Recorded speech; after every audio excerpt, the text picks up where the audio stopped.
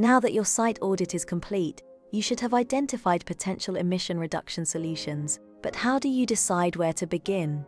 Food Drink Europe has produced a template to help you compile information about decarbonisation measures and use this to prioritize their implementation. The template instructions and data requirements sections provide useful guidance on what data to collect for areas of your operations. Using the example of the installation of LED bulbs, let's populate the template. First, you must provide information on the decarbonisation measure that you are implementing. Include the business activity group that it relates to, whether it sits under Scope 1, direct emissions, or Scope 2, indirect emissions.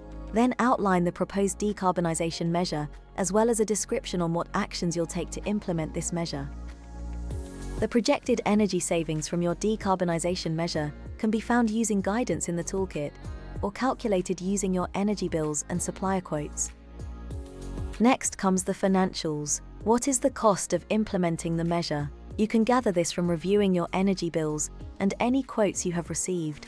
Consider how this will affect capital expenditure, or CapEx, which is the business long-term expenditure, and includes purchasing the assets. This often reflects the upfront investment required for a decarbonisation measure. Then calculate the annual cost savings from implementing the decarbonisation action. This will impact operational expenditures, known as OpEx. OpEx relates to the day-to-day expenses from business operations, such as wages, utilities, and raw materials. You can find some estimates in the toolkit, or approximate yourself using your energy bills and any quotes for the implementation works. These values then automatically populate the payback period, which is the time it will take to recover the costs of implementing the measures.